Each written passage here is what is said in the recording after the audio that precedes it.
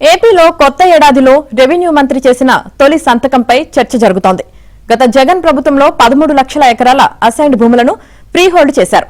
ఇందులో 5.75 లక్షల ఎకరాలను అక్రమంగా 22A నుంచి తొలగించినట్లు కూటమి ప్రభుత్వం గుర్తించింది.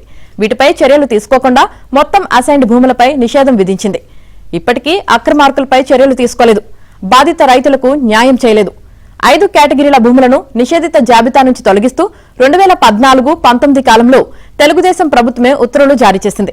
మళ్లీ 2022-24లో గత జగన్ ప్రభుత్వము ఇవే ఉత్తర్వులు ఇచ్చింది.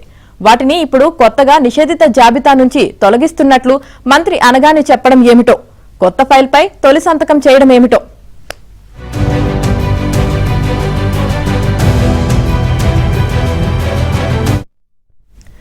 జగన్ ప్రభుత్వ హయాంలో నిషేధిత భూముల విషయంలో అక్రమాలు జరిగాయని, అనేక మందికి అన్యాయం జరిగిందని, ఈ సమస్యకు పరిష్కారం చూపాలని సీఎం చంద్రబాబు పలుమార్లు ఆదేశించారు. మంత్రివర్గ ఉపసంఘాన్ని ఏర్పాటు చేశారు. 10 నెలలవుతున్నా ఎలాంటి పురోగతి లేదు. బాధితులకు ఇచ్చిన భూములను 22A నుంచి తొలగిస్తున్నట్లు మంత్రి అనగానే చెప్పారు. కొత్త ఏడాది తొలి రోజున ఆ ఫైల్ పైనే సంతకం చేశానని చెప్పారు. వాస్తవానికి ఈ కేటగిరీ భూములను 22A నుంచి తొలగించాలని 2018లోనే ప్రభుత్వం ఆదేశాలు ఇచ్చింది. అంటే 1954కు ముందు అసైన్మెంట్ అయిన భూములను వాటి రికార్డుల ఆధారంగా రైతులు వచ్చి అడగకముందే జిల్లా స్థాయిలో నిషేధిత జాబితా నుంచి తొలగించాలి. కానీ వాస్తవం ఏమిటంటే రైతులు వచ్చి అన్ని రకాల ఆధారాలు ఇచ్చినా కొందరు కలెక్టర్లు పట్టించుకోవడం లేదు.